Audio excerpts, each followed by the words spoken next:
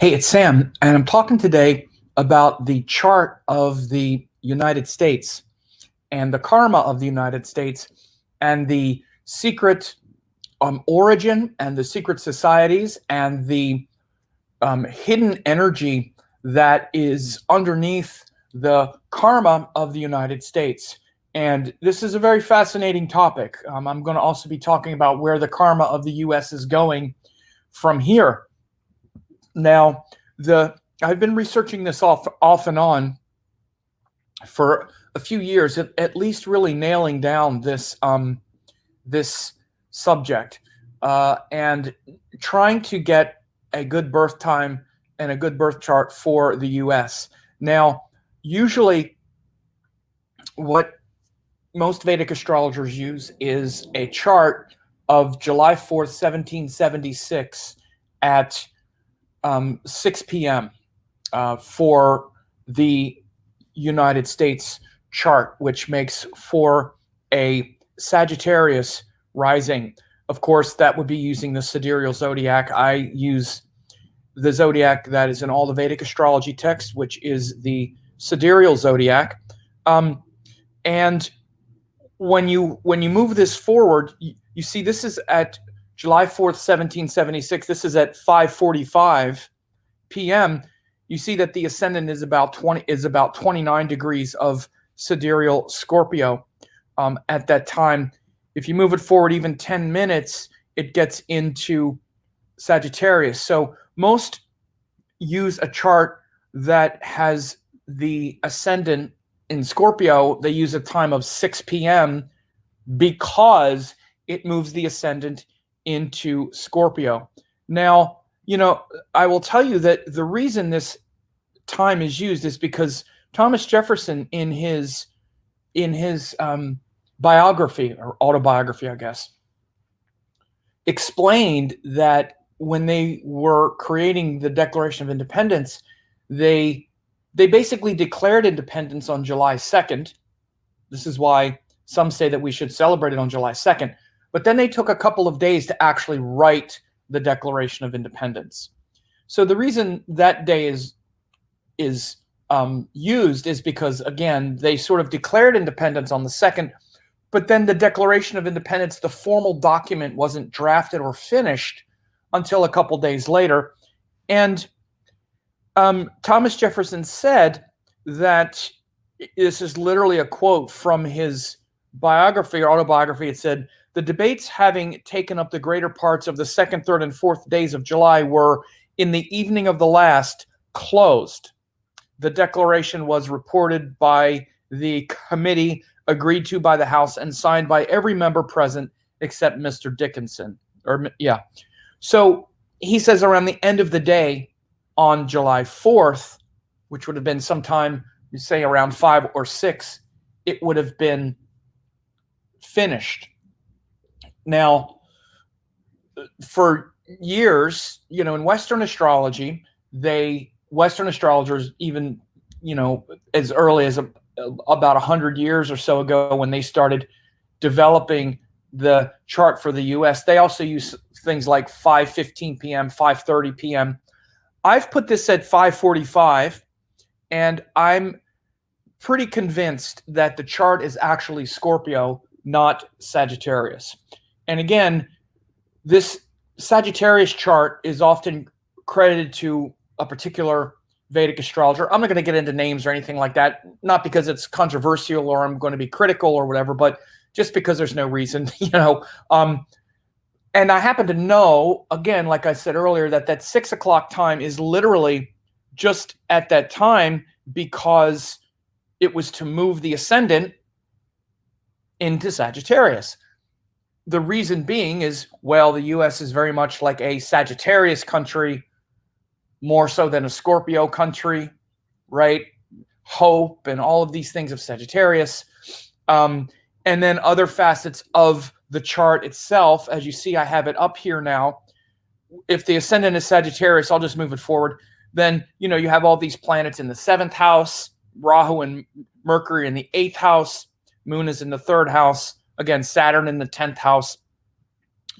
But I happen to think, and I've set this at about 5:45. Again, it's not rectified down to the exact minute because that's hard, but I've not only rectified it with, I have some ideas here that I'm going to talk about, but also I have a lot of dates here, and I've looked over these dates, and I'm going to give you some principles and show you why I think Scorpio works much better as well, especially as it relates to certain dates in history. But the first things that I want to say, and again, I have some notes here that are really important. When you look at the beginning of the U.S., when you look at the origin of what created the United States, as I say, I have here Scorpio ascendant, and it says government based on Masonic values. You want to understand that many of the founding fathers, several of them, or several of the important ones, were what are called Freemasons. Now, Freemasons are a kind of secret society that go back, we're not sure how many thousands of years, but perhaps back even into biblical times. Back in the Egyptian times, there was some form of Masonry, they speculate, but certainly up through the medieval times, and definitely it was reconstituted in England in the mid 18th century. In the year, I believe it was 1717, there was a book that was written by I have his name in here. Where is it? That was written by Anderson, James Anderson, in England. The book was finished in 1723, where he formally codified a lot of the. It was basically the Masonic Constitution, like a constitution of the Freemasons. And what's fascinating is that Benjamin Franklin, one of the earliest important settlers in the United States, he really rose to prominence and rose to fame by taking that Anderson Freemason Constitution and actually reprinting it or writing a version in, for the colonists here in America. And then he became a very powerful and popular Freemason. Here's the thing to understand is that the founding principles even of the United States are very much in line with this Freemason way of thinking, which is basically was very progressive. It was very much ahead of its time. This is why the American experiment was very unique, because up until that time, democracies were being experimented upon, but they had come from monarchies. And the United States of America was actually designed as like a republic with 3 branches of government, and it was really by design. The American government was created by design with many or most or all of these Masonic Freemason principles built into the system of government. When you go and you read Anderson's Freemason Constitution, you see all of these principles. So that as a backdrop, you want to understand that what this Scorpio ascendant shows is it shows a government based on Masonic values. But when you read the chart from Scorpio, you also all of a sudden see this loaded 8th house. The 8th house is the house of war. It's also things like slavery, domination, genocide, all of these negative Scorpio and 8th house qualities are seen. Now, again, this might not sound, and in fact, it doesn't sound like, oh, U.S. is Sagittarius, bringing liberty to the world. It's not really the principles upon which the country was founded. The country was founded upon Masonic values, and in the midst of this, they were literally, there was genocide of the natives who were here. Again, this is not debatable. This is what happened. The white people came and pushed and took the country from the natives. They also brought Africans from their country in ships and enslaved them. Again, this is quite the contrast to we're the land of religious liberty. We're the land, again, liberty and the rule of law, that's definitely Sagittarian-like, you could say. But I think if you look especially at other qualities, especially when you look at the secret societies of the ancient set of the early settlers, and you look at exactly why and how America became a country, the country that we see now, it is absolutely about domination, eminent domain, war. Again, you had a Revolutionary War, but then you had a war with Mexico to acquire Texas. You had War of 1812 to hold on to the country. We had a civil war over slavery. We've been in constant war almost the entire time of our existence. And again, it could have been something else, but again, there's a big domination structure and an oppression structure that's at the underneath. You don't even have to look that far. Again, we're not taught that in the history books, but that's why the country flourished. And again, but we have this illusion and this facade of spirituality and hope. Again, the shining, the shining hill where America is the great beacon of light for the world. The fact that it was also conceived, a democracy that was conceived by design, is true. And it's been an experiment that we are still working through, I guess you would say. But when Rahu is in the ninth, and I know this just from looking at birth charts, Rahu in the ninth is very much, wherever Rahu is, there's an illusion of something. There's this illusion of hope, of godliness, of inspiration and purpose and all of these things. Now, again, that quality of democracy and freedom and liberty is real. The country was conceived that way. But again, look at how it was for such a few number of people. Slaves were like, I don't know, were they 1/3 of a person? The natives had their land taken away. Women didn't have the right to vote for a long time. It was not the land of liberty for most. And we fought wars over these things. And even after the wars were fought, we kept systems in place to oppress, particularly to oppress minorities. Again, not just blacks, but natives and everyone else. Obviously, it's still going on now. But this, to me, is much more like a Scorpio energy than a Sagittarius energy, just in heart. And you'll see when I start looking at dates, I'm in a very conceptual part right now, but when I start looking at dates, when things happen, you'll see it much more. But, and again, the whole point of this isn't to prove that Scorpio is right, Sagittarius is wrong. Both of them could work. You could have, if it's Sagittarius ascendant, then Mercury Rahu is in the 8th house, and you have an emphasis on the 7th and the 8th house, right? With the Sagittarius ascendant, there's an emphasis on the 7th and the 8th houses. With the Scorpio ascendant, there's an emphasis on the 8th and the 9th houses. And the illusion is around the 9th house of this illusion that we're this sort of moral compass, this guiding, compass of morality, but we're really about a lot of war and a lot of domination. That looks to me to be just conceptually more accurate.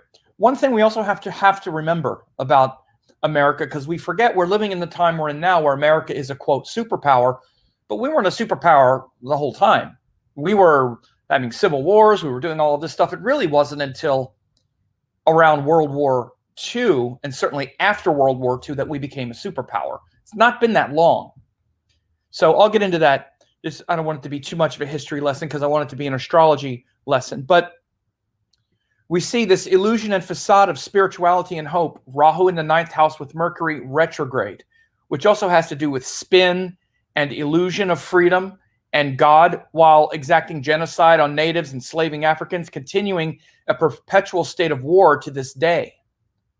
Again, we're a country of war, or at least military. The military-industrial complex. Look at what America is. We spend more on our military than the next, 10 nations combined, or 20 nations. It's a ridiculous number.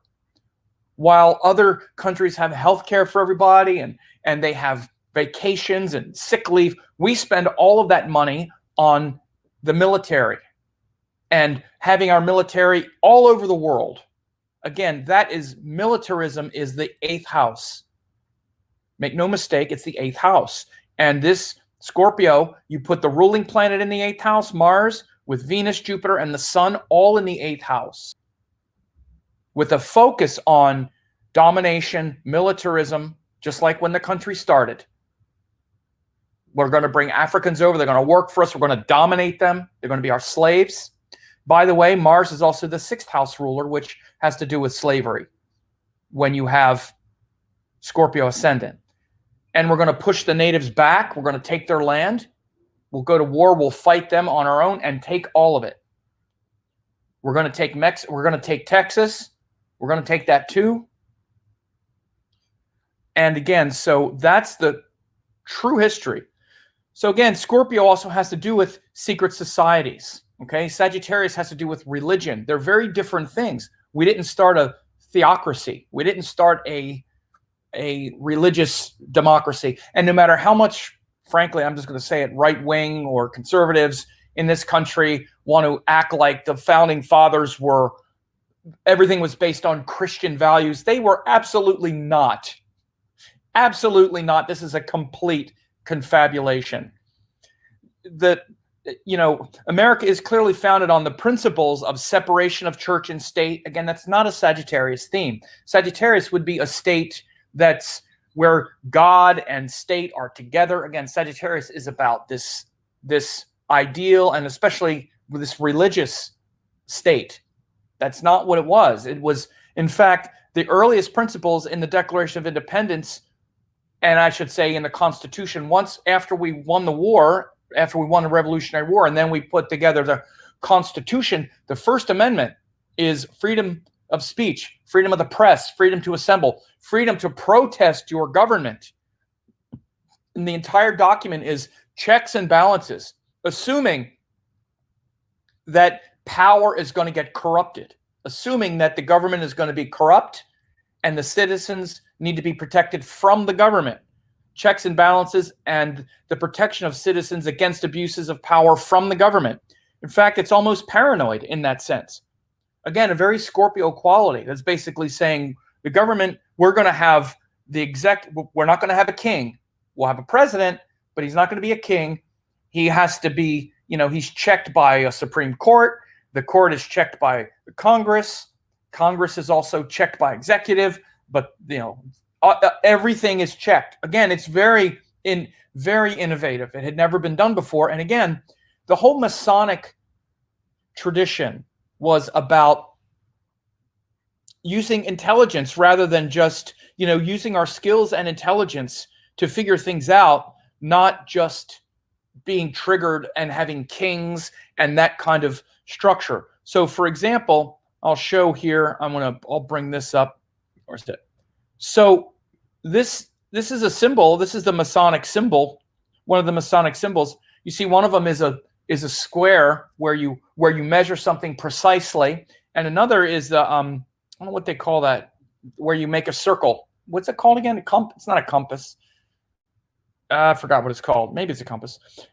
Where you can draw a circle very precisely. A circle and a square you can draw very precisely, and it's about the victory of logic and common sense and intelligent design over the failed domination structures of government that produce things like kings and whatnot. We were rebelling against a kingdom, and so there was almost a paranoid quality. Now, again, to be fair, as it relates to the Sagittarius principle, you could say, yes, we were hopeful and inspired to set off on our grand experiment. That makes sense. This is what you could say the Sagittarius quality of it, for sure. But again, that to me is much less, especially when you get to things like what we wound up doing, basically, for lack of a better way to put it.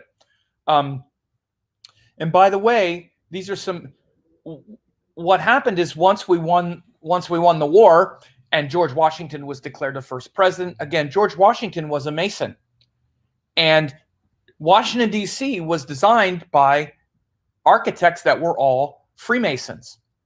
And you see all of these. I used to live near D.C., and D.C. is a nightmare to have to drive in because all of these weird angles, but it has this Masonic structure, these things embedded in the architecture of downtown D.C., where you have the hall, and I'm sorry, where you have the White House and the monuments, Capitol building, all of it's this sacred geometry that is at the heart of the architecture of DC. And again, it's very much this Masonic structure.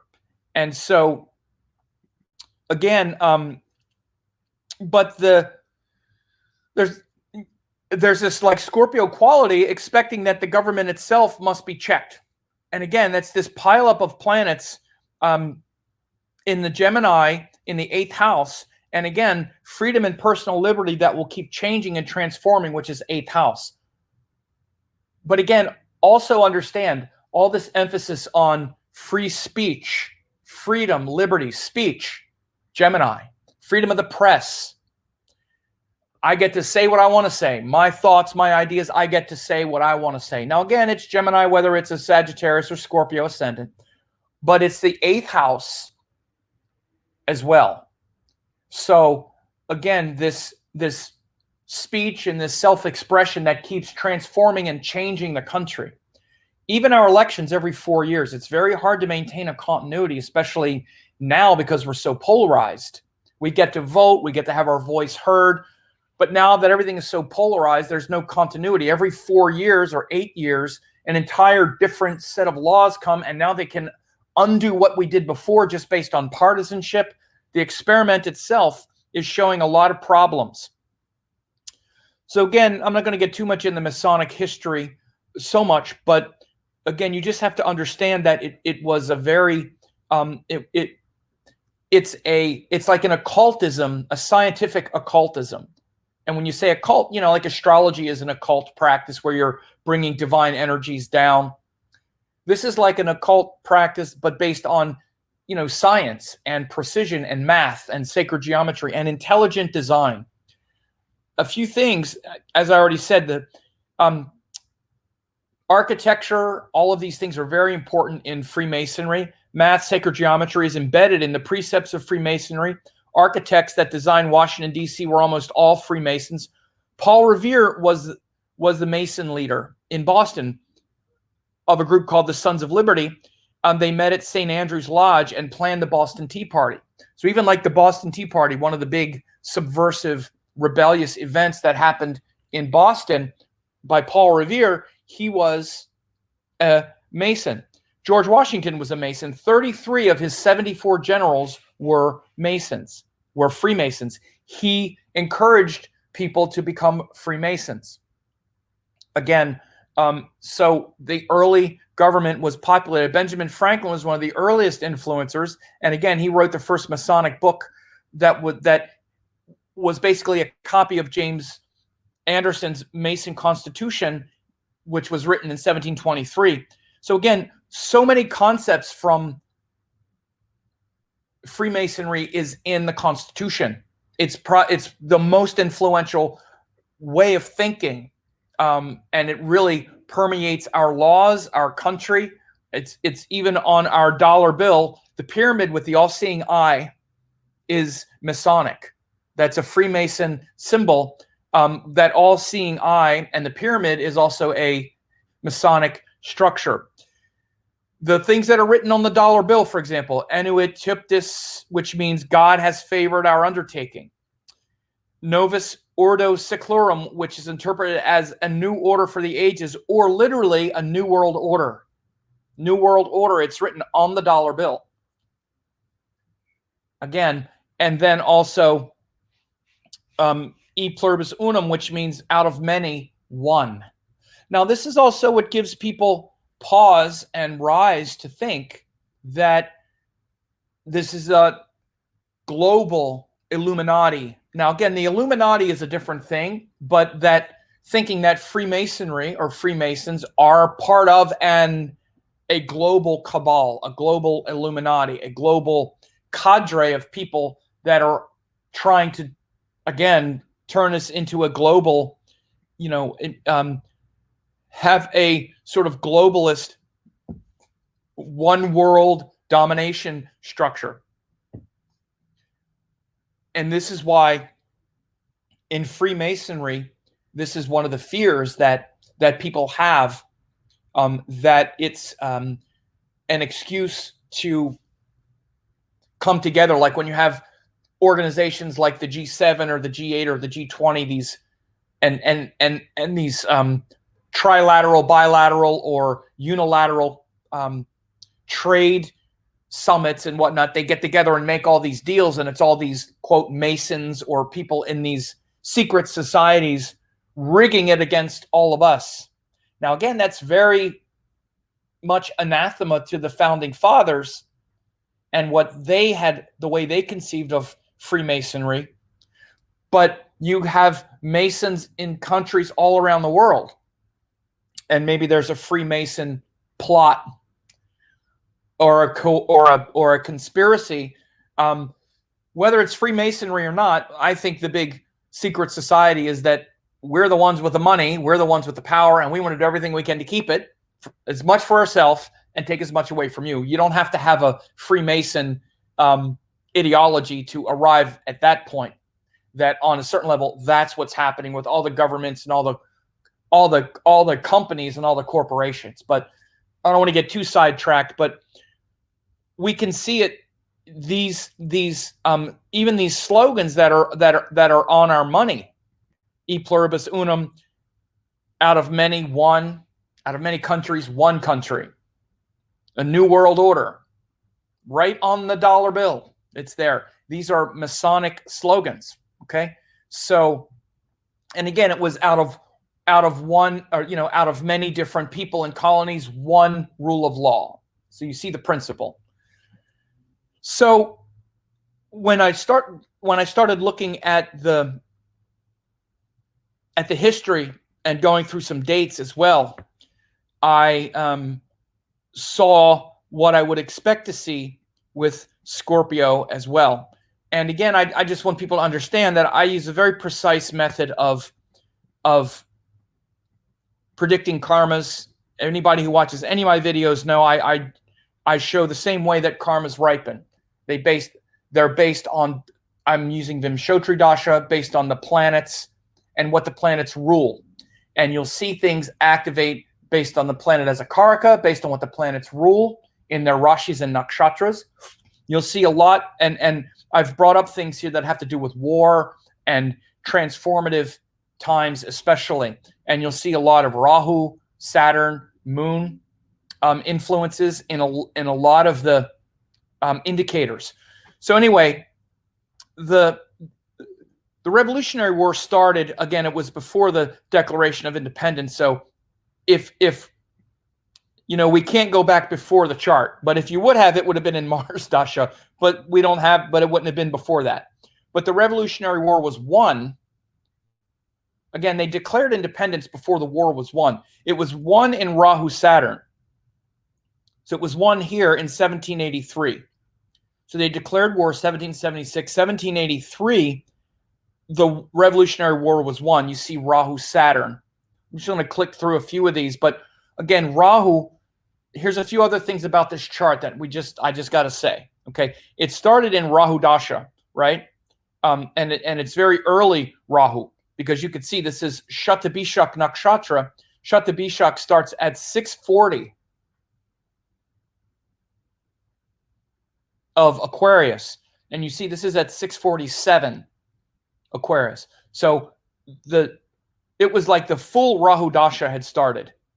So the first Dasha was full 18 years of Rahu. It started with because the moon just poked its head in Shatabishak, so you're getting the full enchilada here.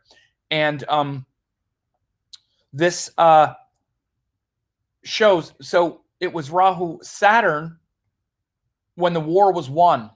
Now, this is both rulers of the moon here, because Rahu is the nakshatra ruler, and Saturn is the Rashi lord.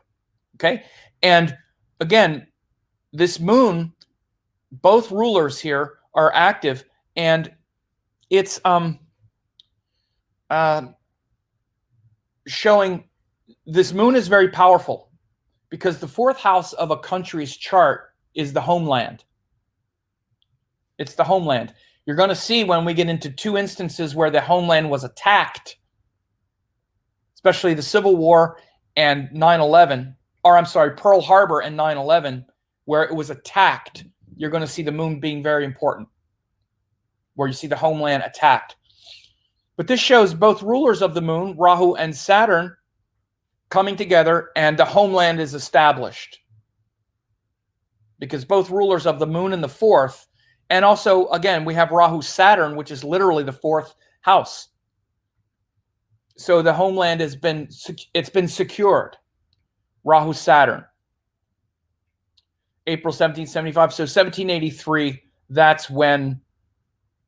Now, again, we have a few wars. We have the War of 1812, which was Saturn. If we go down, the War of 1812 started in Saturn. Now we start seeing war. Oh, one more thing I just want to bring up is that the fact that we started in Rahu Dasha, we have to understand one thing about Rahu, and you always have to look at what the planets rule. Yes, Rahu is in the ninth, but Rahu is the ruler of Venus and Jupiter in the eighth house. So Rahu also brings up all kinds of transformation, and it's also the ruler of the moon because it's in Shatabishak. So again, Rahu is a very transformative planet here, and it, especially these planets in Ardra, shows that America was conceived in war. We fought for our independence. To the British, we were terrorists, and we won.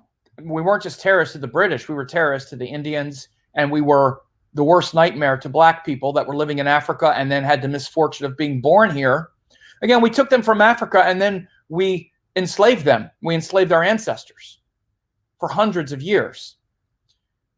They were our property. The Civil War was fought over property rights. Yes, that black people could keep being our property.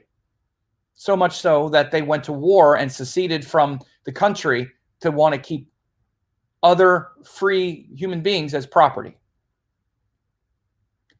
So we can't forget that. But the War of 1812 started in Saturn and then ended in Saturn-Mercury. So the War of 1812, the British tried to come back and take us over again. Then we had the Mexican-American War, happened in Mercury-Saturn. I'm going over some wars here just as a sort of backdrop. I'm going to talk more about the Civil War here, but just showing we have Mercury-Saturn is when it started, and then so the war of so the Mexican-American War is the war we fought to get Texas. Again, notice this country that we have from sea to shining sea. Okay. From sea to shining sea is from war to perpetual war. The country's only been around a little more than 200 years. And you can see within, 30, 40 years, it's a war here. It's a war with Mexico to get Texas. That was Mercury-Saturn. It started. To Ketu Sun. So April 28th, 1846. So it's April 1846. You see, it's right at the cusp of Ketu. And again, because this birth time is not exact, I don't really know, but you can see it was April 1846. Ketu Dasha started in May 1846. So again, it's right on the cusp of the Ketu Dasha. Then it was over in Ketu Sun. So again, we see Saturn again, and this is Mercury-Saturn. Mercury is the ruler of these planets in the eighth house. Just like we saw Saturn, Saturn, Mercury. Mercury is, of course, involved in this war because these planets in the eighth house. So we can see all of these connections here. Ketu Sun, again, Sun is also it's in the eighth house. The Sun is also the ruler of the 10th house here. yeah, that's what we would say about that. That was the end of the war. So Mercury Saturn is when it started. Probably, again, it could have been Ketu. Again, it's very close because I don't have the exact rectified time down to the minute because that's harder to do. It's mainly between Scorpio and Sagittarius is what I'm looking at, and somewhere around here. Again, I also just want to make sure of something very clear. I didn't say it at the beginning, but I wanted to say it because I didn't want to hang up too long and going against what another astrologer had said, and now everybody uses 6 o'clock right on the dot. Look, again, one thing about that time, we already know that's not a rectified time. It's not rectified. You know, no one has ever rectified 6 o'clock down to the exact hour, and if they did, I'd like to see the research. It's not. It was moved to 6 because at 6 o'clock it becomes Sagittarius. Again, you can see here at 5:45, it's 29 Scorpio. So move it 15 minutes, 6 o'clock on the hour. Again, that chart is no more rectified than this one. So the point I'm making here, even as I jump around a little bit, is that 6 o'clock time is not, it's not to diminish it or anything, but it's not like it's some rectified etched in stone time. It's there because it makes the ascendant Sagittarius. It's just as legitimate as what I'm doing. What I'm doing is saying, I don't think it's that. And the reason that it's put there as Sagittarius rather than Scorpio, I'm explaining why I think it's Scorpio and not Sagittarius. So me saying 5:45, frankly, is just as legitimate as 6 o'clock. Neither of them are rectified. So if someone says, well, you didn't even rectify it, the time we're using now isn't rectified. That 6 o'clock time, again, is not rectified. Exactly 6 o'clock on the dot. No. So I tend to think, again, it was between 5 and 6 at some point. I have it here, 5:45. But I also played around, you know, if I move this back a half an hour, all of these times are still pretty much exactly the same with the dashas, with the things I'm going to be showing you here. But I just want to make that clear. This is how you have to gauge those things, okay? So, but now we get into the Civil War, and this was really interesting. So we have several different things that happened in the Civil War that turned it into what it was. Now, first, you know, I can just look at the main, at the first thing, you know, the Battle of Fort Sumter, which happened on April 12th, 1861. That was when it began. Battle of Fort Sumter. That's when we were officially, now we're in a hot war. We're in the Civil War now. And that was in Venus Rahu. That's when it started. Venus Rahu. Now, again, you look at all these planets in the 8th house. All these planets in the 8th house. Venus is in the 8th house. Again, and it's in Rahu's nakshatra. So Venus Rahu, again, Venus is the 7th and 12th lord for Scorpio. 7th lord, it's also what's called a Marika planet. It's very important, particularly in any kind of mundane astrology. Excuse me. The Marika means the killer, and it's the 7th house ruler in the 8th house, and it's in Rahu's nakshatra, and it's Ardra, which is, boom, explosive. So Battle of Fort Sumter, Venus Rahu, now we're shooting at each other, okay? Things had been simmering for years. In fact, for about 10 years, at least. At the very beginning of the Venus Dasha, in 1852, and again, your history class will tell you this, one of the main things that happened culturally was a book called Uncle Tom's Cabin, written by Harriet Beecher Stowe. 1852, this book was written. Within a year, it's the best-selling book in the U.S. besides the Bible. And the Venus Dasha started in like early 1853, if we're using this general time. So again, like I say, Uncle Tom's Cabin was in 1852. It was March 1852.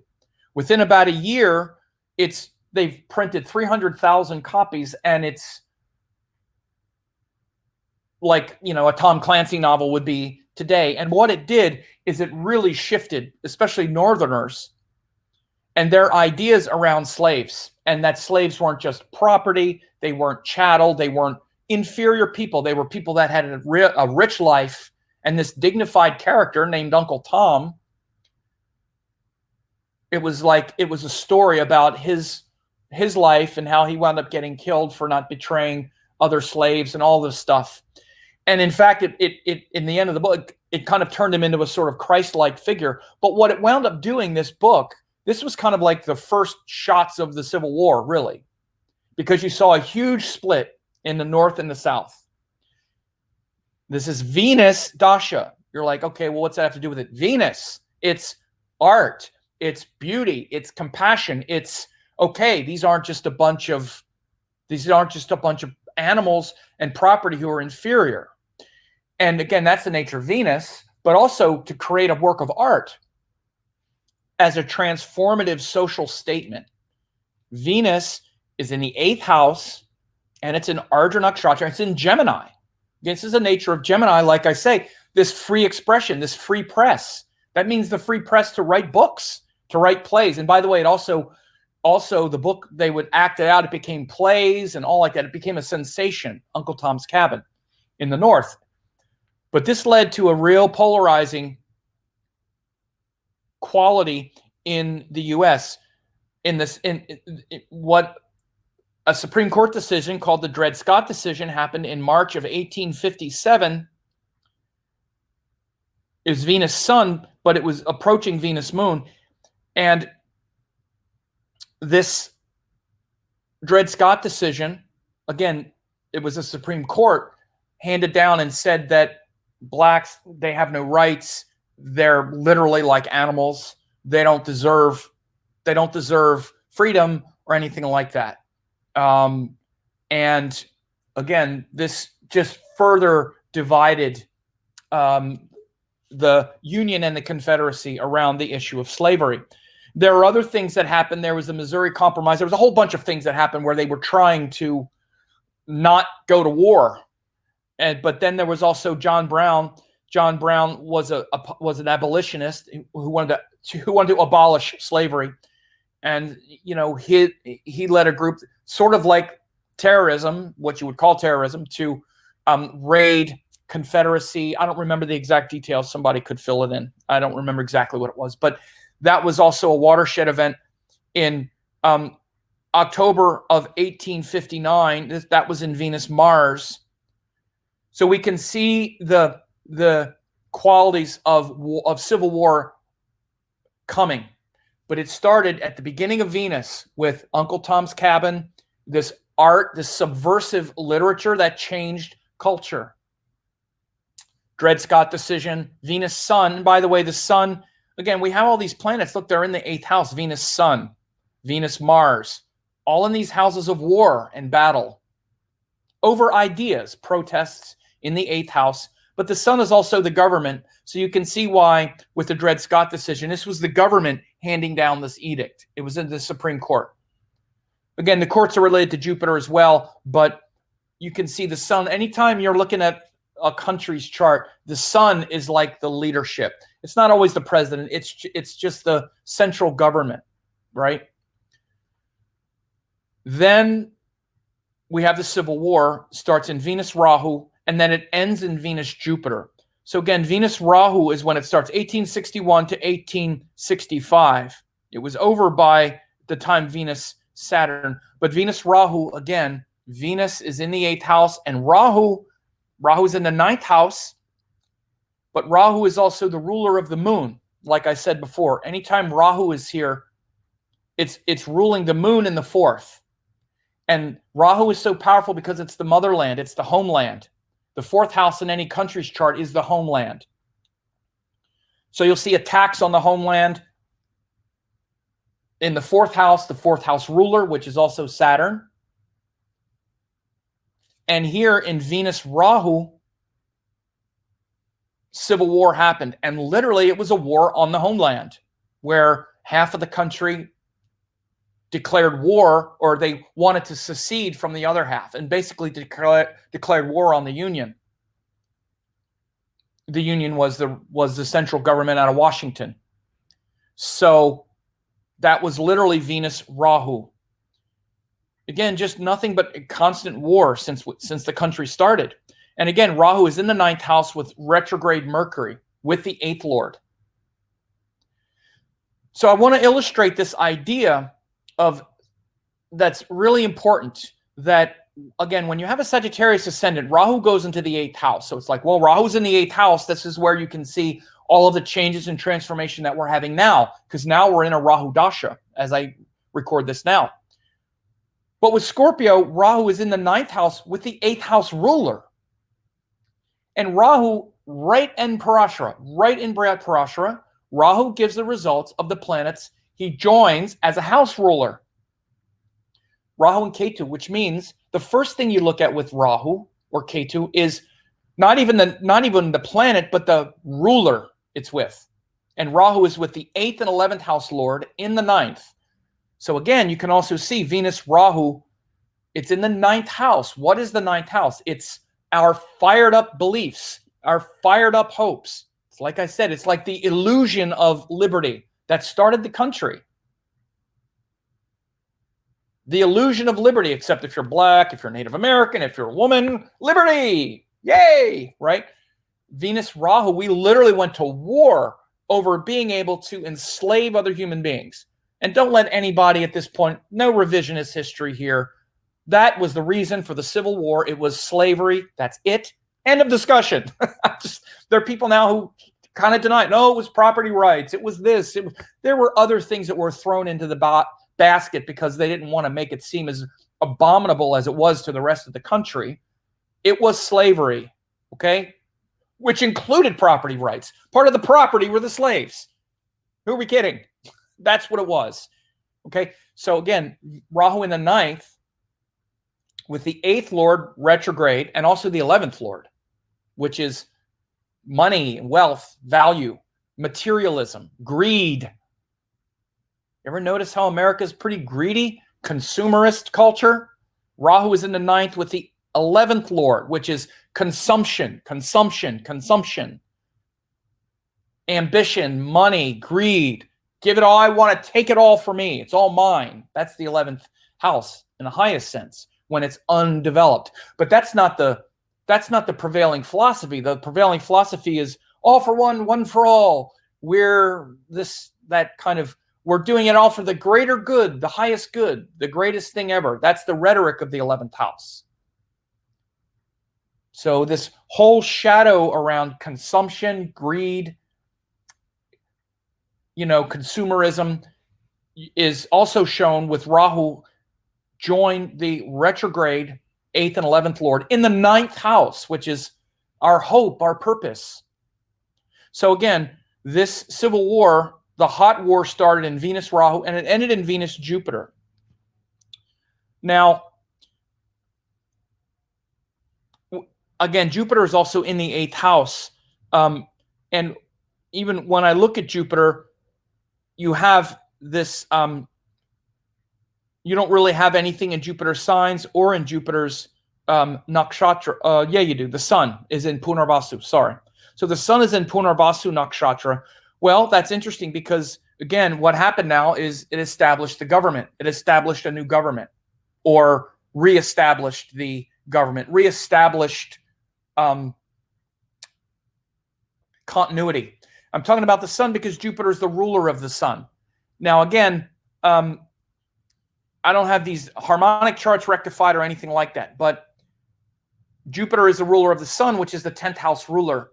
And so the Civil War ended in Venus Jupiter, which established that central authority again, the way you could see that.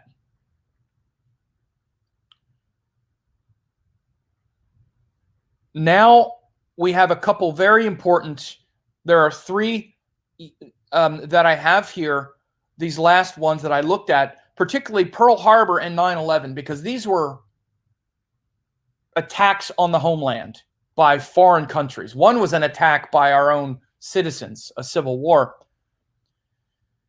But Pearl Harbor, December 1941, December 7th, 1941, a day that will live in infamy.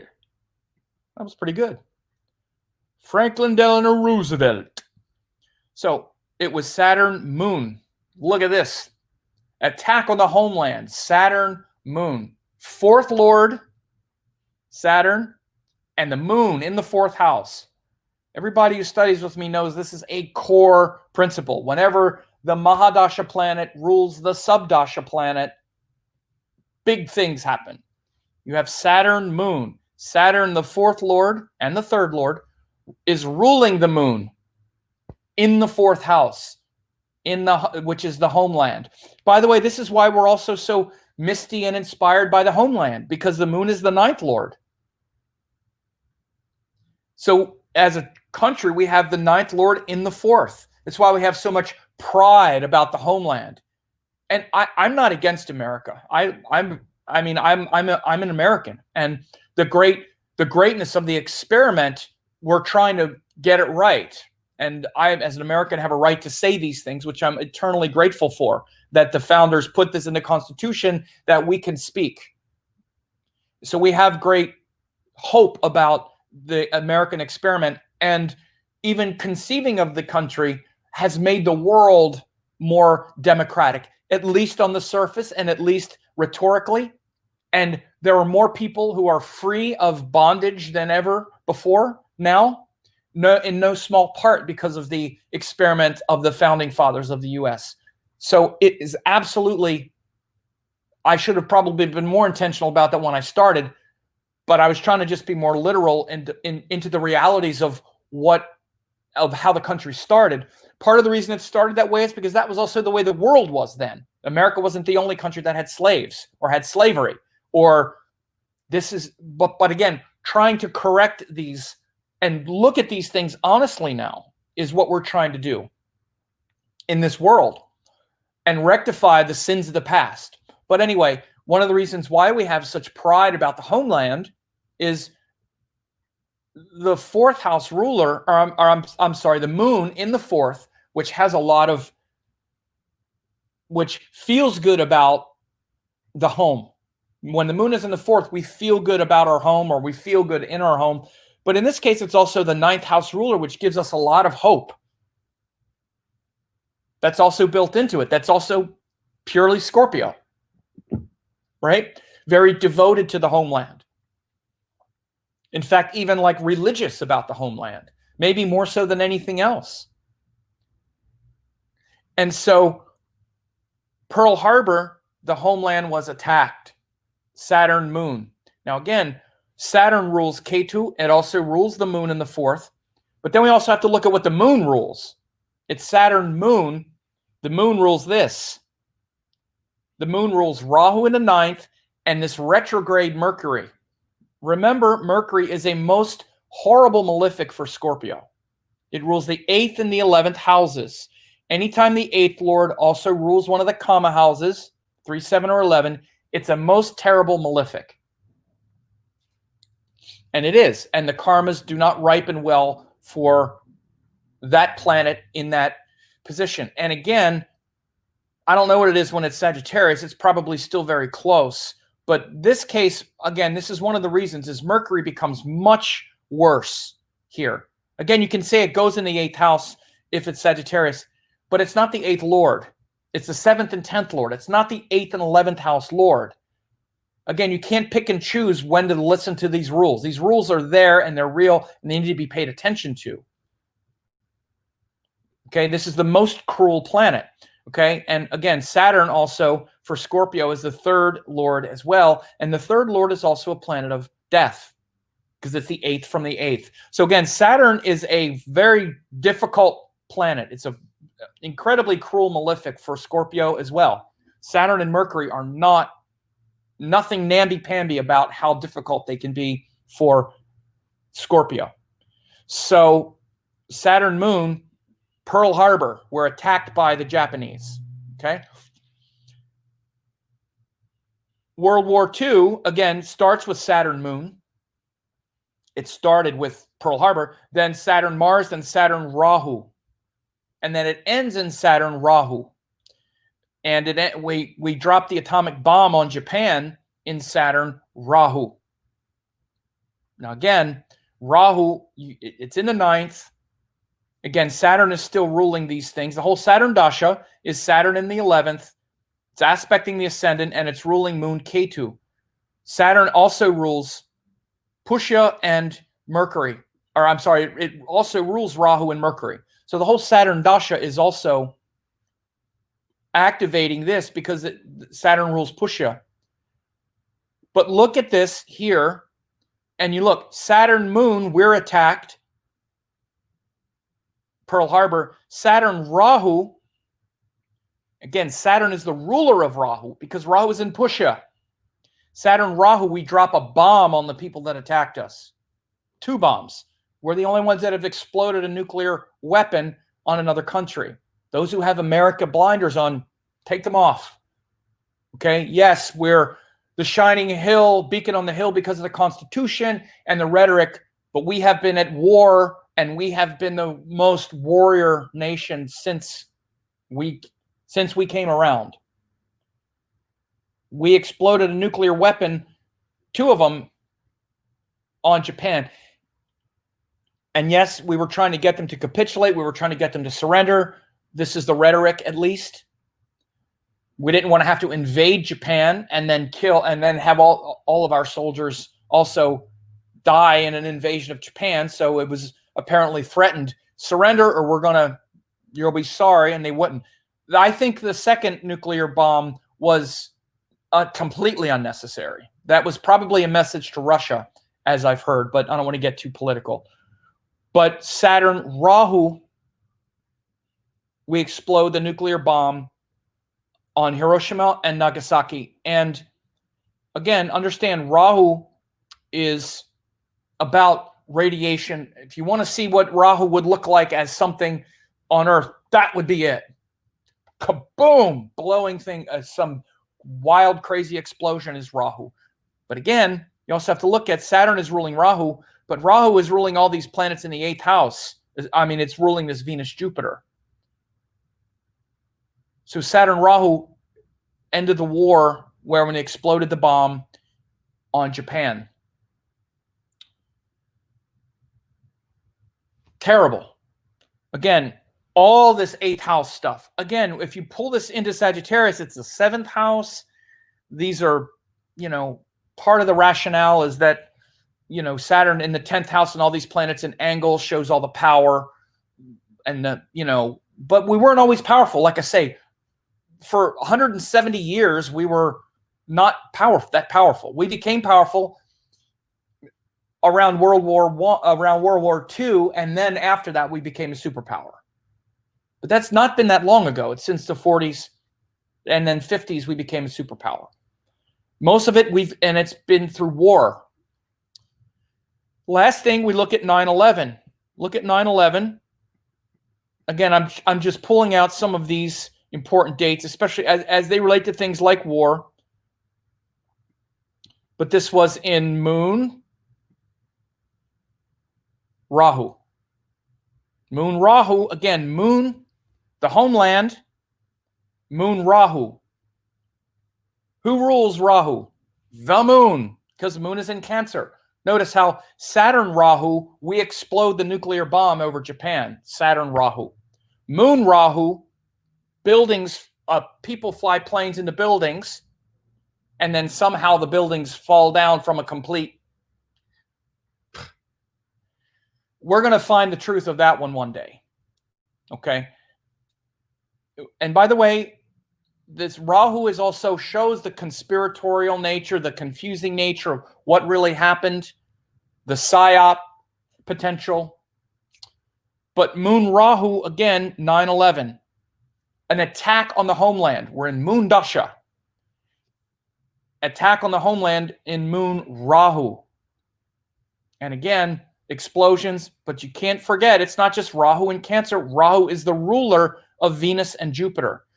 Now, again, you wonder why Venus and Jupiter create this. First of all, again, Venus is the 7th house ruler. It's also a Marika, and it's the 12th house ruler as well, where things disappear. You want to make something disappear. A nuclear bomb, a bomb will make things disappear pretty quick. Make a building disappear. Jupiter is the 2nd and the 5th house ruler. The 2nd house ruler is also a Marika planet. I can't believe I went all this far before I mentioned that they're both Marikas. So second and seventh house rulers are both in the eighth house. They're both Marakas, and they're both ruled by Rahu. This is why you keep seeing Rahu showing up here as being so devastating. And again, it's also what Rahu rules. It was Moon Rahu, and Rahu also rules the moon as well. So again, Rahu is very important in the chart of the US. And you always look for Rahu to see what's the illusion. What's the illusion that we're under? In a natal chart, or if it's a chart of a person or of a country, the same thing. When Rahu is in the ninth, and again, this is natal charts as well. If you know people with Rahu in the ninth, there's this illusion of being spiritual, or this illusion of having the answer. I have the answer. And then we go from one answer to the next, one answer to the next. It's literally wherever Rahu is, we're like a child trying to figure out our way. And again, the ninth house in a country has to do with its laws, its prevailing wisdom. Again, these are two big things. Our constitution, our laws, our prevailing philosophy of who we are as a culture. We're a very young country trying to figure it out. But wherever Rahu is, it's like, it's this. Here's what we are. And then, no, it's this. We're the great shining hill. No, we're slave owners. No, we're this. And this illusion. There's freedom and justice for all, unless you live in the inner city and you're black and you're redlined and the crime rate is quadruple what it is of others and the prisons are filled with you. Opportunity for all. Again, it's this kind of spasm of justice and then it boils over, it erupts. And again, Rahu has joined the eighth lord, Mercury. This is why and again, it's not just America. All countries have this, and it's an experiment. America is a great experiment trying to bring justice to an unruly, to let the voices of the people speak, to let there be, a kind of free expression, self-expression. And since the American experiment, all Western countries have become more free to express themselves. But let's just understand underneath it all, the real expression underneath it all has to do with this: money. That's what's underneath all of it. All of it is about money. It's a money grab. It's a power grab. It's people, the haves and the have-nots. And America started as an experiment to try to be egalitarian for the people. And of course, we've gotten further and further and further away from that as America became a superpower. We're further and further from that. Again, I could go on and on. I'm not going to get too on and on because this is really about seeing this chart more as a Scorpio chart, not necessarily as a Sagittarius chart. And also where we're at now, which I definitely said I was going to talk about, and I am. Okay, so we started this Rahu Dasha in early 2016. And again, it doesn't change. This is the same when you have the Sagittarius ascendant. It's pretty much the same sort of thing, but a different emphasis. The way I would interpret this very much is the things that I just said before about having Rahu in the ninth. In fact, we're seeing the scabs pulled off of our illusions getting shattered, our illusions getting destroyed. Those illusions being that there's justice for everyone. Again, Rahu is in the ninth house with Mercury, the 8th and 11th lord. Our voluminous appetites, our consumption, our greed with the 8th lord retrograde. But again, also, especially, we're seeing it now, a sense of justice. And 2016 showed the last election and what was uncovered, the frustration of the working class more than anything. What we see is the disparity between the haves and the have-nots getting wider and wider and wider and wider. That's the biggest issue. Whoever the political figure is that rises is either speaking to those things or not.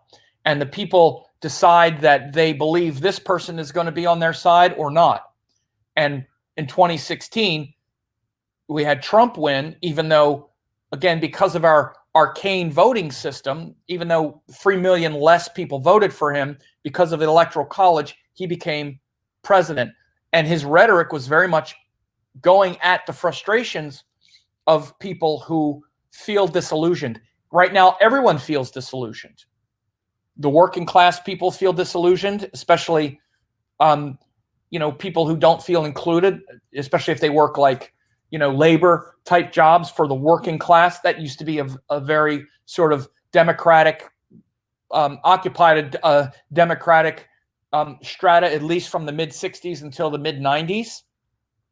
Now the whole country has pivoted so far to the right.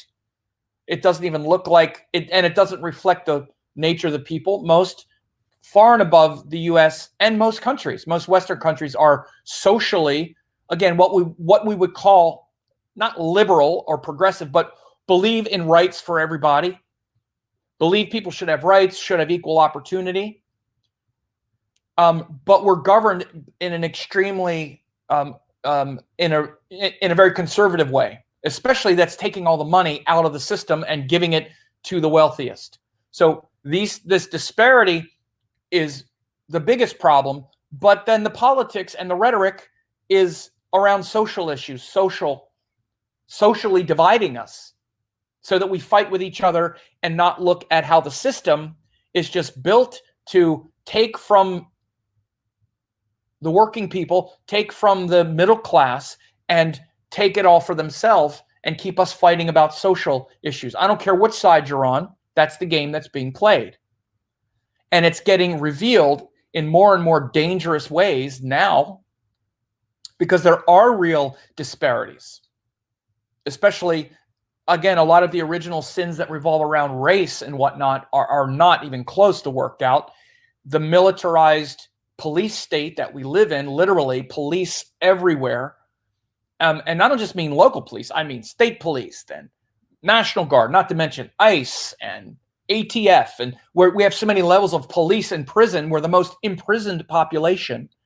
Again, all of these, so many structures that are, and since 2016, those frustrations have really been boiling over. And again, now as I record this in 2020, we're still in the midst of them. We're in Rahu Jupiter. And again, but this is a 9th house issue. It's not an 8th house issue to me. It's not 8th house. We're not at war. And you can't just use the term war. War is frickin' war. Now, we're perpetually at war, but we're less at war now than we've been.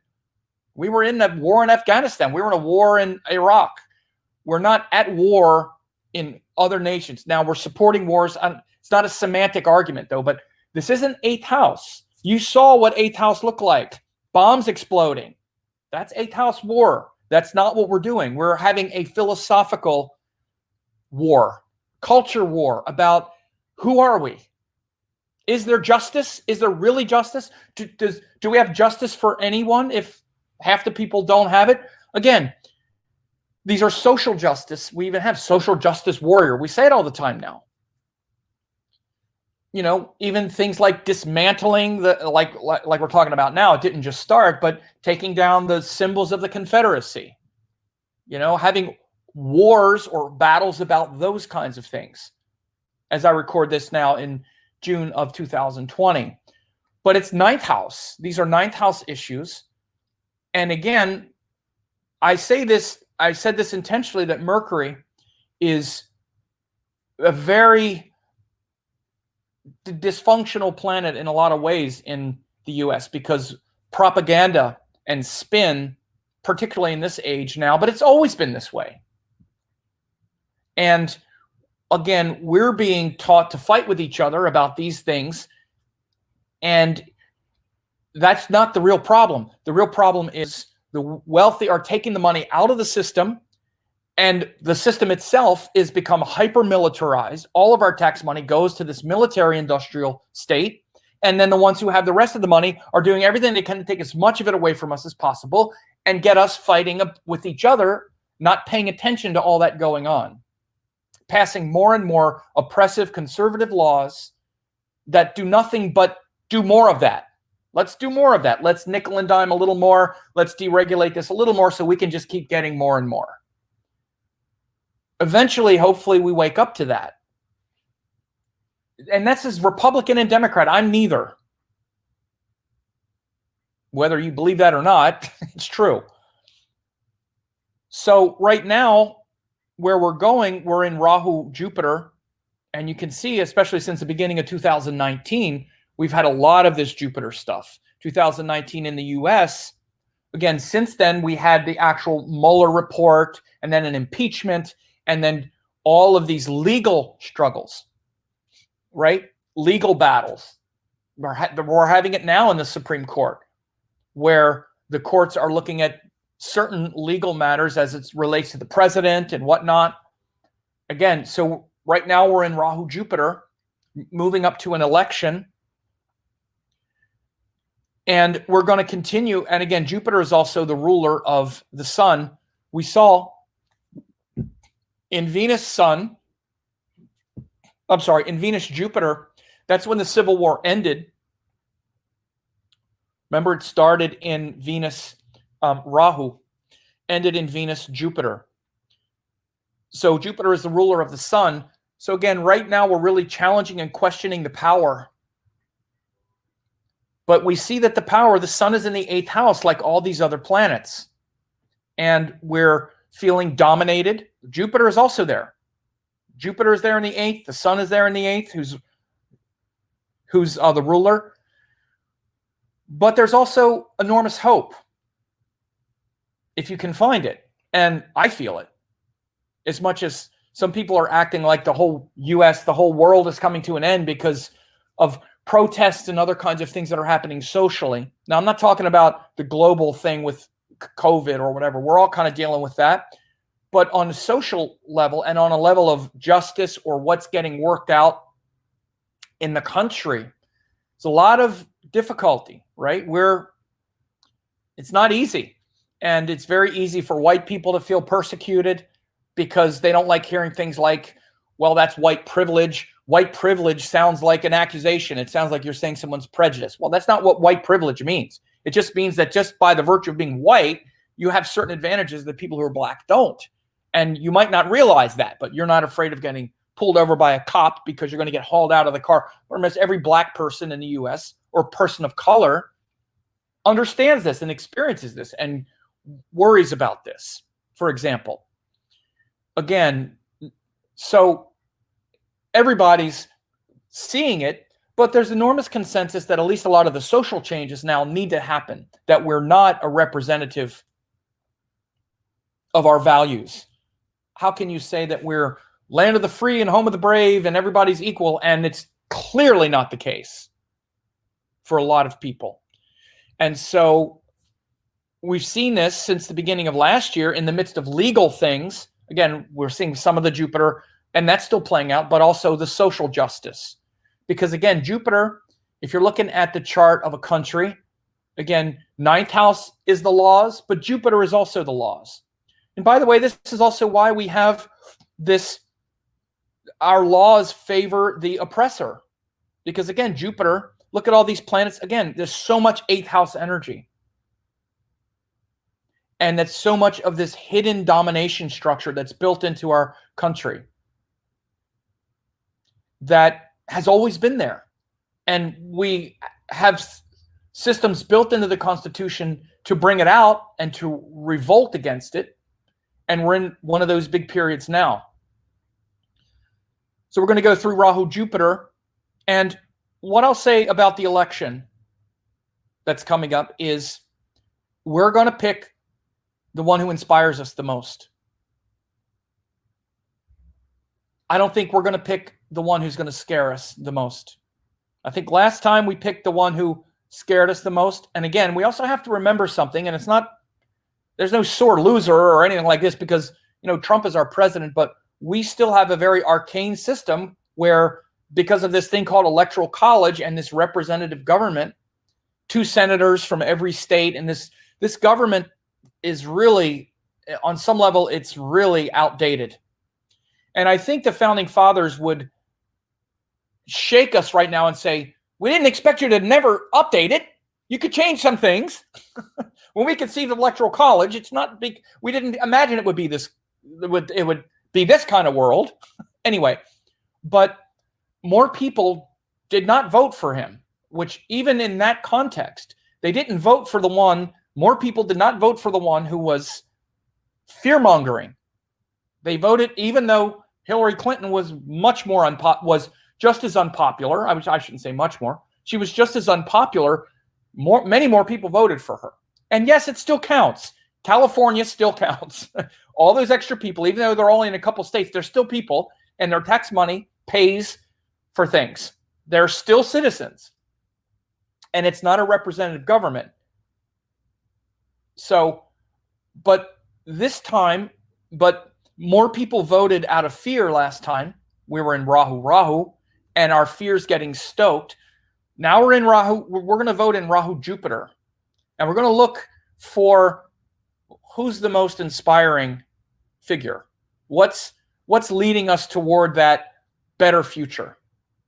Right now it looks hard because we're realizing the difference between what we say inspires us and how we're actually executing that. But when it comes time for the next wave, we're going to make the choice that is in line with what inspires us. And then Rahu Saturn comes next, and that's going to be an intense time for sure. Saturn rules this moon in the 4th. And, Saturn has been pivotal in certain, at certain moments, like in Pearl Harbor and whatnot. But again, Rahu Saturn could definitely also show, or will very likely show, a lot of growing pains and a lot of things happening as well. So we live at a time of heightened, danger for sure because of this Rahu Dasha and all of those things that Rahu has already shown, like war, atomic explosions, and dangerous things that let's pray that we can come back from the brink of the world, of the dangers of the world. But anyway, so this has already gone more than an hour, and this is mainly, I wanted to do this in-depth case study on the chart of the US. And again, I can totally also see why people would use Sagittarius. It's fine. This is how I see it. And again, I've been pretty clear about why. This emphasis on all those planets in the 8th house, Scorpio, the secret Masonic energy that created this land, the constant warfare, the illusion of hope and inspiration, and again that Rahu in the 9th with Mercury, especially also all the greed and the commerce. Again, this is Mercury, the 11th Lord, retrograde in the 9th with Rahu. I think it conceptually nails the chart of the US better, but also when I tick through those dashas, man, especially all of those attacks on the homeland, in just those dashas you would expect, the things that are related to the moon in the 4th, ruled by Saturn, ruled by Rahu. This is how I work. And all my students know this is how I teach them. And it works this way. You base the karma's right based on what gets ruled, based on the ruling planets. You see it very clearly here. So anyway, I hope this was helpful. I know it was long. Share it with others. Join the channel if you like. Where is it? Over there. If you like, join the channel, and thanks a lot.